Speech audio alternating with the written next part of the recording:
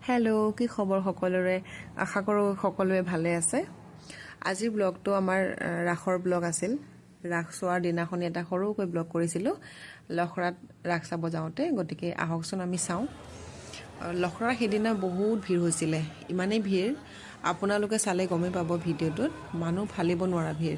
কিন্তু বহুত সুন্দৰকৈ তেওঁলোকে ৰাসখন মানে পাতিছিল আৰু গোটেইখিনি ডেকৰেশ্যনৰ পৰা আদি কৰি যিখিনি তাতে তেওঁলোকে প্ৰদৰ্শনী কৰিছে সেইখিনি বহুতে ভাল লাগিছে আৰু এয়া আমি প্ৰৱেশ কৰিলোঁ প্ৰৱেশ কৰাৰ পিছত মানুহ দেখিছেনে মানে বহুতেই মানুহ গেটত সোমাব লওঁতেও ইমান হেঁচা ঠেলা আৰু ভাল লাগিলে যিহেতু তাতে বিভিন্ন ধৰণৰ আমাৰ অসমীয়া কলা সংস্কৃতি ধুনীয়াকৈ প্ৰদৰ্শন কৰা হৈছে আৰু ডেকৰেশ্যনটো বহুত ভালকৈ কৰিছে আৰু এফালে আমাৰ আয়তীসকলে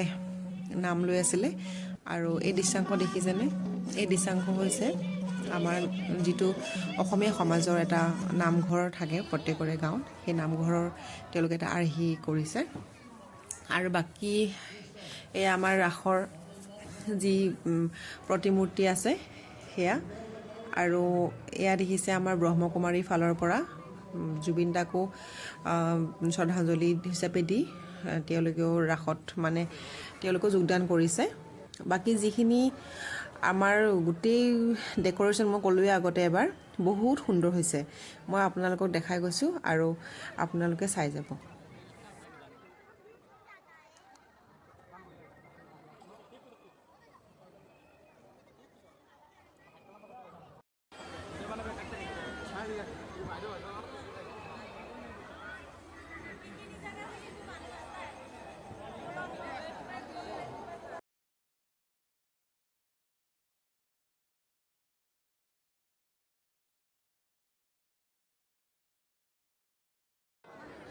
এতিয়া চাব এই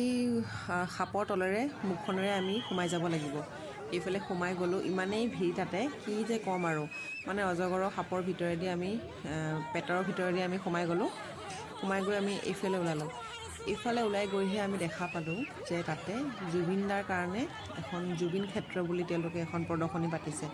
সঁচাকৈয়ে কৈছোঁ সেইখন দেখি মোৰ বুকুখন ইমানেই বিষালে মই একেবাৰে এক্সপেক্ট কৰা নাছিলোঁ যে তাতে জুবিন দাৰ কাৰণে কিবা এটা কৰিব কাৰণ পূজাততো অলৰেডি প্ৰতিখন মণ্ডপতে জুবিন দাৰ গান জুবিন দাৰ শ্ৰদ্ধাঞ্জলি আছিলে আৰু ৰাসতো দেখিছোঁ জুবিন দাৰ গোটেই তেওঁৰ মৃত্যুৰ যিটো এটা মানে তেওঁৰ জাৰ্ণি আছিলে সেই গোটেই জাৰ্ণিটো তেওঁলোকে দেখাইছে এম্বুলেঞ্চত কেনেকৈ আনিছিলে আৰু তেওঁক কেনেকৈ চিতাত জ্বলাইছিলে মোৰ চাওঁতেই মানে কঁপনি উঠি গৈছিলে আৰু এতিয়া মই কথাখিনি ভইচ অভাৰ দিওঁতেও মোৰ সেই একেই অৱস্থা